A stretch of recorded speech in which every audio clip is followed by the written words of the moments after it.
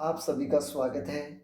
आज हम class 9th social science subject से संबंधित इम्पोर्टेंट क्वेश्चंस हल करेंगे। तो फर्स्ट क्वेश्चन है, बास्तिल का पतन कब हुआ? ऑप्शन है 5 मई 1789, 14 जुलाई 1789, 20 जून 1789 या 4 अगस्त 1789।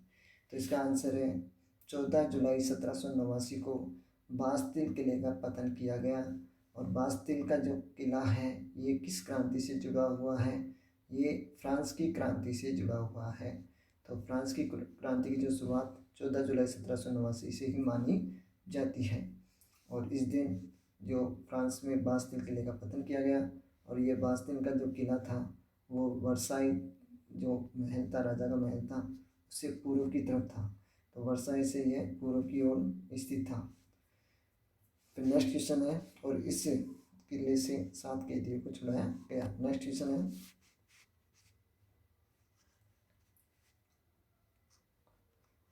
क्वेश्चन है, फ्रांस की क्रांति के समय फ्रांस का सम्राट कौन था? ऑप्शन है लुई 15, लुई 16, लुई 17 या लुई 18। तो इसका आंसर होगा लुई 16। तो फ्रांस की क्रांति के समय फ्रांस का सम्राट कौन था? लुई 16। और लुई 16 कब शासक बना था? 1776 में। तो 1776 में शासक बना।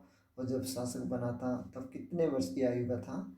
20 वर्ष। तो 20 वर्ष की आयु में लुई 16 शासक बना और इसी के समय फ्रांस की क्रांति हुई।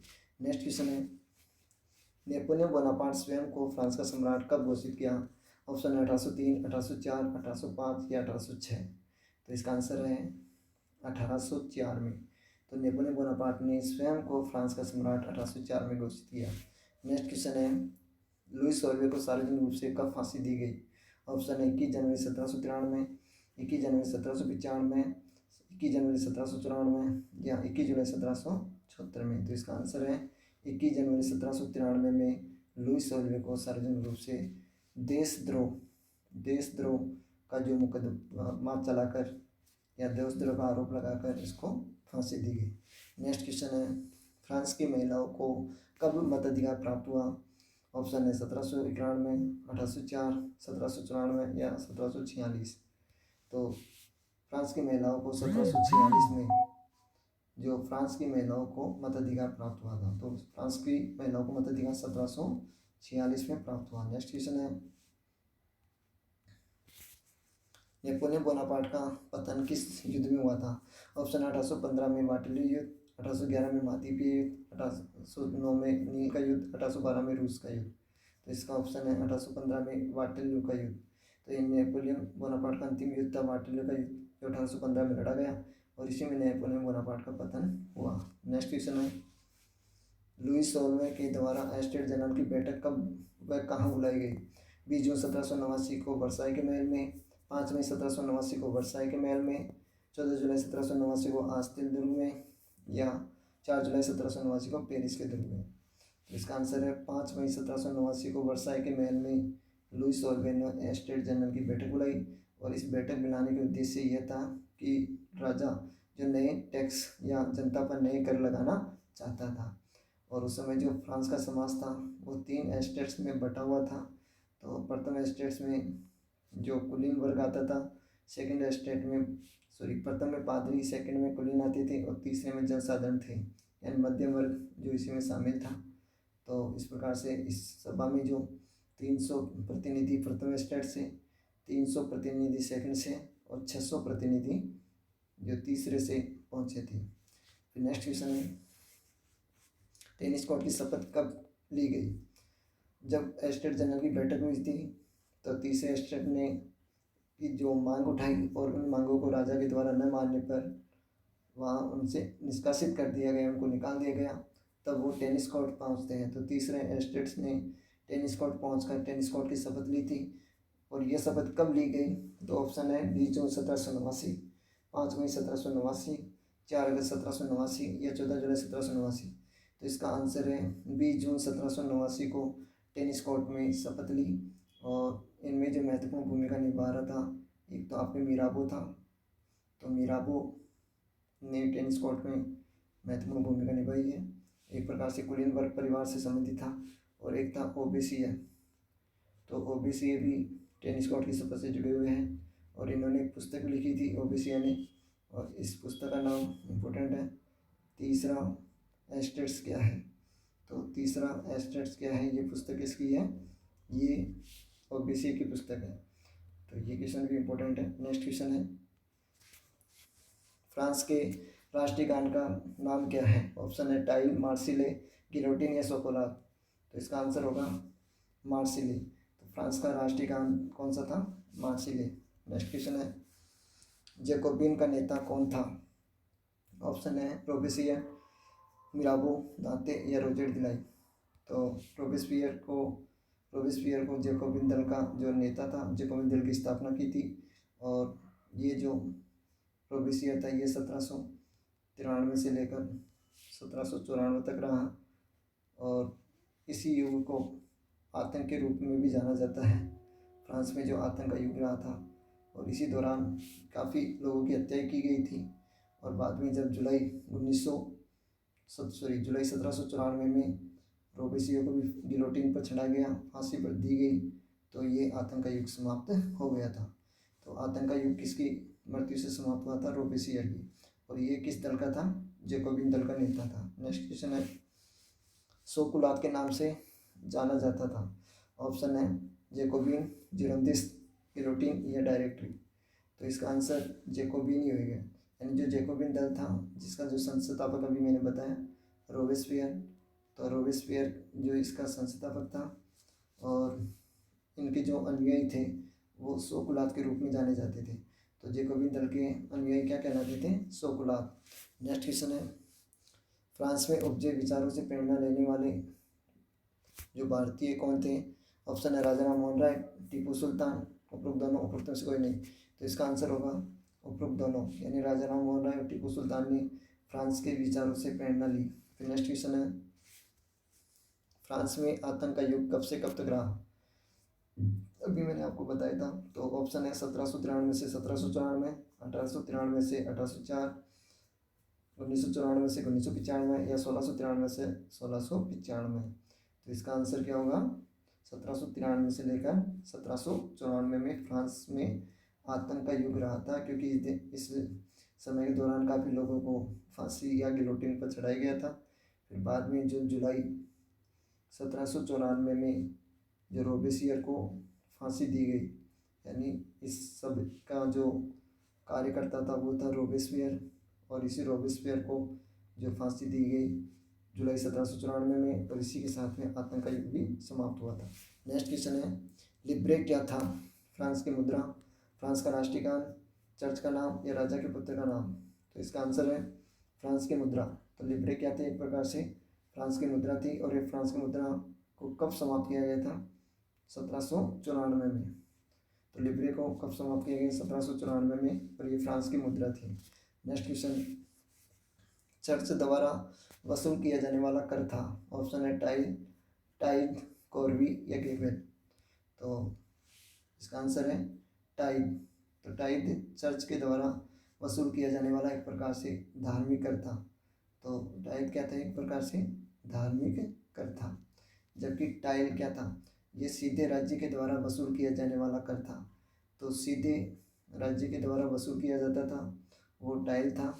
सीधे राज्य द्वारा वसूल किया जाने वाला कर कौन सा था, ये टाइल। जबकि टाइल क्या था, एक धार्मिक कर था। कॉर्वी क्या क्वेश्चन आ जाता है, एक प्रकार से बेगार कर था, भाई बेगार कर लिया जाता था, वो कॉर्वी था। और गेबेल एक प्रकार से नमक कर था। तो गेबेल क्या था, नमक कर। नेक्स्ट क्वेश्चन है, रूस की क्रांति के समय रूस का शासक कौन था। ऑप्शन है tsar Nicholas second, tsar Nicholas third, tsar Nicholas षष्टम और जार निकोलस सप्तम। तो इसका आंसर है जार निकोलस सेकंड। तो रूस की क्रांति के समय जो रूस का जो राजा था वो जार निकोलस सेकंड ही था। और रूस में जो राजा को क्या कहते थे, जार कहते थे। और इस जार का महल कहाँ पर था, विंटर पैलेस। और तो विंटर पैलेस ये राजा का एक महल था, और इसी महल के सामने एक घटना घटित हुई थी, खूनी व्यवहार की घटना। नेक्स्ट क्वेश्चन है, औद्योगिक समाज व पूंजीवादी समाज है, यह विचार किसका है। ऑप्शन है रूसो का, कार्ल मार्क्स का, मोंटेस्क्यू का, जॉन लॉक का। तो इसका आंसर है, यानी औद्योगिक समाज पूंजीवादी, औद्योगिक समाज को पूंजीवादी समाज किसने कहा था, तो इसका आंसर है कार्ल मार्क्स। तो कार्ल मार्क्स ने ही औद्योगिक समाज को एक पूंजीवादी समाज कहा था।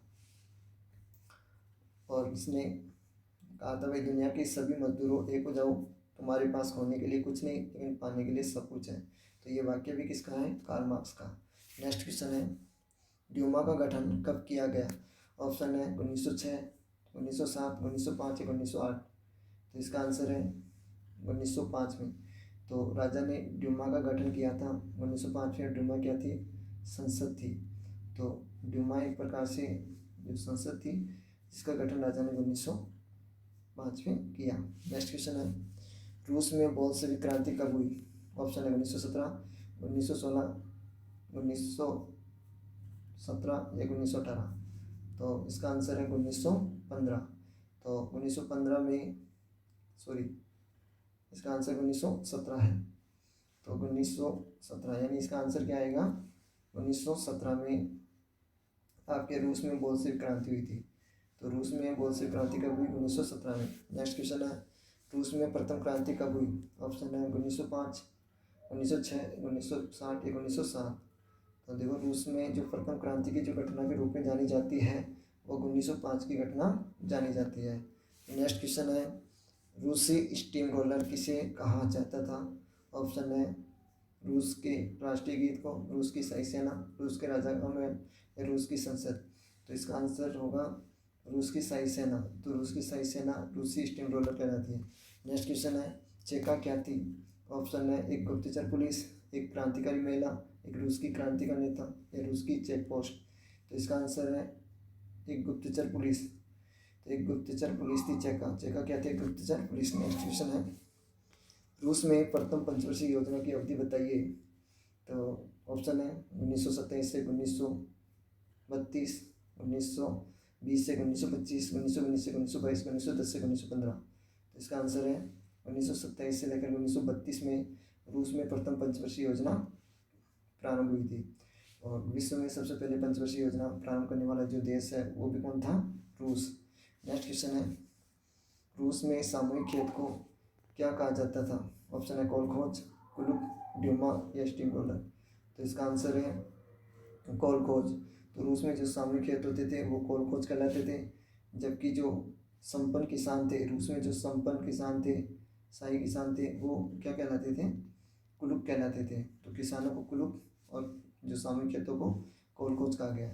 ड्यूमा संसद थी और स्टीम रोलर एक सेना थी। नेक्स्ट क्वेश्चन है खूनी रवार की घटना कब हुई? ऑप्शन है 22 जनवरी 1905, 22 फरवरी 1905, 22 मार्च 1905 या 22 जुलाई 1905। तो इसका आंसर होगा 22 जनवरी 1905 में खूनी रवार की घटना हुई। और खूनी रवार की घटना जो यानी मजदूर, ये रूस में जब क्रांति के दौरान मजदूर अपनी मांगों के लिए जब राजा के महल के सामने पहुंचकर आंदोलन किया और उनका जो मजदूरों का जो नेतृत्व कर रहा था पादरी गेपोन कर रहा था, पादरी गेपोन। तो इसी पादरी गेपोन के नेतृत्व में ये जो मजदूर आंदोलन कर रहे थे, राजा ने जो पुलिस को बुलाकर वहाँ गोलीबारी करवाई जिसमें 100 लोग मारे गए और 300 लोग घायल हुए। इसी घटना को खूनी रवार की घटना के रूप में जाना जाता है। और खूनी रवार की घटना किस देश की क्रांति से जुड़ी हुई है? रूस की क्रांति से जुड़ी हुई है। नेक्स्ट क्वेश्चन है खेतों का सामीकरण का कार्यक्रम कब से प्रारंभ हुआ? ऑप्शन है 1928, 1929, 1930 या 1931। तो इसका आंसर है 1929 में। तो खेतों का सामीकरण, तो देखो रूस में यानी रूस की क्रांति का जो तात्कालिक कारण माना जाता है अनाज की कमी मानी गई है। और अनाज की कमी होने के कारण रूस की आर्थिक स्थिति काफ़ी खराब हुई थी। और जब जो रूस का जो नेता था वो स्टालिन था, तो स्टालिन के द्वारा यानी इस अनाज की पूर्ति के लिए उन्होंने खेतों का सामीकरण किया और ये कार्यक्रम जो स्टार्ट किया था 1929 में। तो नेक्स्ट क्वेश्चन है सेंट पीटर्सबर्ग का नाम बदलकर क्या रखा गया? ऑप्शन है पेट्रोग्राड, विंटर पैलेस, जोली पैलेस या ऑक्सफोर्ड। तो इसका आंसर था पेट्रोग्राड। तो सेंट पीटर्सबर्ग का नाम बदलकर क्या किया गया था? पेट्रोग्राड। और सेंट पीटर्सबर्ग से ही सबसे पहले रूस में क्रांति की प्रारंभ माना जाता है। तो रूस में क्रांति का प्रारंभ कहाँ से माना जाएगा? सेंट पीटर्सबर्ग से। और इसका नाम पेट्रोग्राड क्यों किया गया? तो इसका कारण यह था कि जो सेंट पीटर्सबर्ग था वो एक जर्मन शब्द था। तो जर्मन भाषा का शब्द होने के कारण इसका नाम पेट्रोग्राड रखा गया था। फिर नेक्स्ट क्वेश्चन है, विंटर पैलेस जार के महल पर किस युद्धपोत द्वारा बमबारी की गई? ऑप्शन है सरोरा, औरोरा, बरोरा या मरोरा। तो इसका ऑप्शन है औरोरा। तो औरोरा के द्वारा विंटर पैलेस यानी राजा के महल पर बमबारी की गई थी। तो एक प्रकार से ये क्या था, युद्धपोत था। नेक्स्ट क्वेश्चन है, भारतीय संविधान का जनक कौन था? ऑप्शन है महात्मा गांधी, के एम मुंशी, जवाहरलाल नेहरू या डॉक्टर भीमराव अम्बेडकर। तो इसका आंसर है डॉक्टर भीमराव अम्बेडकर, जो भारतीय संविधान के क्या थे, जनक। नेक्स्ट क्वेश्चन है, भारत की प्रथम महिला राज्यपाल कौन थी? ऑप्शन है सुचेता कृपलानी, प्रतिभा पाटिल, सरोजिनी नायडू या वसुंधरा राजे। तो इसका आंसर है सरोजिनी नायडू, जो भारत की प्रथम महिला राज्यपाल बनी। सरोजिनी नायडू कहाँ की है, राज्यपाल बनी थी उत्तर प्रदेश की। तो उत्तर प्रदेश की जो प्रथम महिला राज्यपाल भी कह सकते हो, या भारत की प्रथम महिला राज्यपाल सरोजिनी नायडू। नेक्स्ट क्वेश्चन है, द सोशल कॉन्ट्रैक्ट नामक पुस्तक के रचयिता कौन है? ऑप्शन है रूसो, जॉन लो, सिसरो या मोंटेस्क्यू। तो इसका आंसर है द सोशल कॉन्ट्रैक्ट किसकी पुस्तक थी? तो इसका आंसर है रूसो। तो इसको हिंदी में कहते हैं सामाजिक संहिता। तो सामाजिक संहिता के रूप में जानी जाती है। और ये पुस्तक किसने लिखी है? ये रूसो ने लिखी थी। और रूसो का एक सेंटेंस भी है, भाई मनुष्य स्वतंत्र पैदा होता है लेकिन हर जगह जंजीरों से जकड़ा हुआ है। ठीक है। नेक्स्ट क्वेश्चन है, भारत का एकमात्र सक्रिय ज्वालामुखी कहाँ स्थित है? ऑप्शन है लक्षद्वीप, कर्नाटक, अंडमान निकोबार और हिमालय। तो इसका आंसर है अंडमान निकोबार में भारत का एकमात्र सक्रिय ज्वालामुखी है। और वो सक्रिय ज्वालामुखी का क्या नाम है? बेरन। भारत का एकमात्र सक्रिय ज्वालामुखी है बेरन। नेक्स्ट क्वेश्चन है, बरखान क्या है? ऑप्शन है एक प्रकार की झील, अर्धचंद्राकार बालू के टीले, जनजाति या पर्वत श्रृंखला।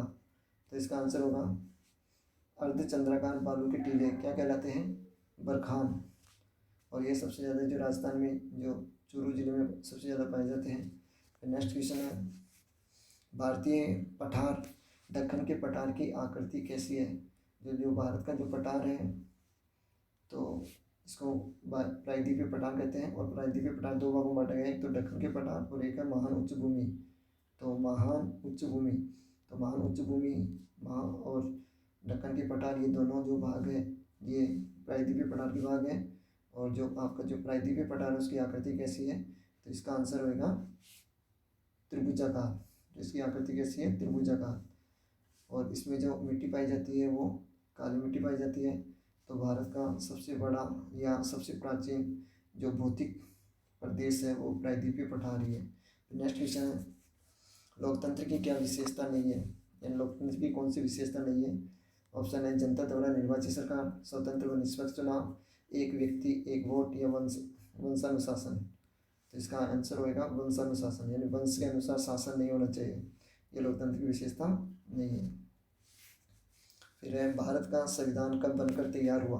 ऑप्शन है 26 नवंबर 1949, 26 जनवरी 1950, 15 अगस्त 1947 या 14 जुलाई 1950। तो इसका आंसर है 26 नवंबर 1949 को भारत का संविधान बनकर तैयार हुआ था। लेकिन लागू कब हुआ था? 26 जनवरी 1950 को। तो भारत का संविधान तो लागू हुआ, तो लागू कब हुआ था? 26 जनवरी 1950 को। और तैयार हुआ है, कब तैयार हुआ है? 26 नवंबर 1949 को। और इस दिन संविधान दिवस भी मनाते हैं। तो संविधान दिवस भी मनाते हैं 26 नवंबर को। फिर नेक्स्ट क्वेश्चन है, भारतीय संविधान सभा के लिए चुनाव हुए थे। ऑप्शन है जुलाई 1946, जुलाई 1947, जुलाई 1949 या जुलाई 1950। तो इसका आंसर है जुलाई 1946 में। तो जुलाई 1946 में संविधान सभा के लिए चुनाव करवाए गए थे। नेक्स्ट क्वेश्चन है, भारत की संविधान सभा के अध्यक्ष कौन थे? ऑप्शन है डॉक्टर भीमराव अम्बेडकर, डॉक्टर राजेंद्र प्रसाद, सरदार वल्लभ भाई पटेल या पंडित जवाहरलाल नेहरू। तो इसका आंसर होगा डॉक्टर राजेंद्र प्रसाद, जो भारतीय संविधान सभा के जो अध्यक्ष बने थे। संविधान सभा के अध्यक्ष कौन थे? Doctor Rajendra Prasad. Next question है, भारत में सर्वाधिक छिपी अथवा प्रच्छन्न बेरोजगारी कहाँ पाई जाती है? तो आपको बताना कौन से क्षेत्र में पाई जाती है, कौन सी बेरोजगारी छिपी हुई, या इसको प्रच्छन्न बेरोजगारी भी कह सकते हो। तो ये ऑप्शन है कृषि क्षेत्र में, उद्योगों में, सेवा क्षेत्र में या निजी क्षेत्र में। तो इसका आंसर होगा कृषि क्षेत्र में। तो कृषि क्षेत्र में जो सबसे ज़्यादा छिपी हुई बेरोजगारी पाई जाती है। फिर नेक्स्ट क्वेश्चन है, हरित क्रांति से संबंधित कथन असत्य है। ऑप्शन है, हरित क्रांति का जो जनक नॉर्मन बोरलॉग थे। भारत में हरित क्रांति का जनक एम.एस. स्वामीनाथन थे। हरित क्रांति गेहूं के अत्यधिक उत्पादन से संबंधित है। हरित क्रांति का मुख्य उद्देश्य बाजरा उत्पादन से है। तो इसका आंसर होगा, हरित क्रांति का मुख्य उद्देश्य बाजरा उत्पादन। तो इसका बाजरा उत्पादन नहीं है, इसका सबसे ज़्यादा गेहूं उत्पादन से संबंधित क्रांति थी और इसके जो जनक थे वो नॉर्मन बोरलॉग थे। लेकिन भारत में हरित क्रांति का जनक पूछे तो एम.एस. स्वामीनाथन करना है। तो इसका आंसर होगा, ठीक है। तो ये अपने 40 क्वेश्चन थे। और आपको ये अगर ये वीडियो पसंद आया हो तो इसको ज़्यादा से ज़्यादा शेयर करें, लाइक करें, सब्सक्राइब करें और मिलते हैं नेक्स्ट वीडियो में। जय हिंद, जय भारत।